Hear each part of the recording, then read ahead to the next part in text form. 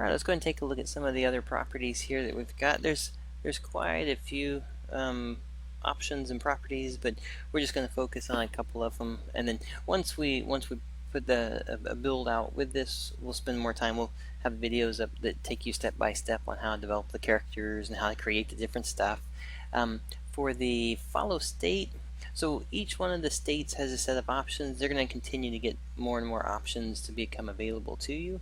But this is, for instance, if you were going to do the follow, so say the green box right here. What we could do by default is saying any direction the player can follow you. But you could also do, you could say, you know what, you remember like the ghosts on Mario, where if you're moving towards them or away from them one way or the other, they would either follow or not follow you. You could do something similar to that. You could say that the AI player will only follow you if you look away from it. You could also say that when whoever comes, if you're playing like 4-player or 8 players on the screen co-op, if one player enters the range for the enemy, this might be like a boss fight, you can say select nearest so that he's always turning to fight whoever comes near him, or chase whoever's coming near him. The other option is to say to lock onto the first one who comes into the scene and then stick with him until it's finished.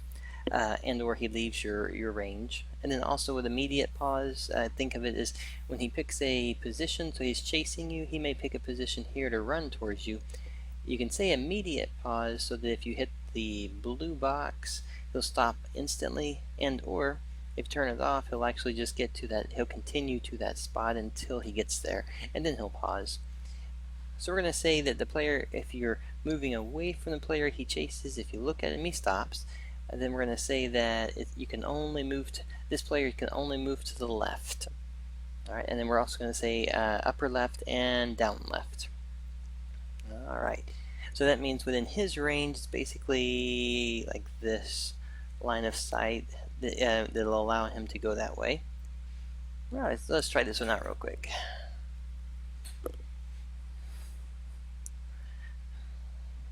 So when I walk into the box, we'll walk in down here. If I walk into it, nothing's going to happen because I'm facing towards the player. But if I actually turn to the left, oh, he's actually facing to the right. There we go. With the idle, the random motion, he can actually change directions.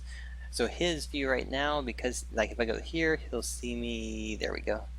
So he has to be looking at me in that direction.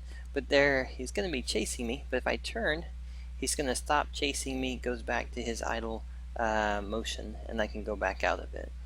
So kind of a fun way to create the character so that they can have very specific goals and elements that'll give them those behaviors that feel unique to them. Alright, so that is using the follow and then just kind of working through all the options with follow.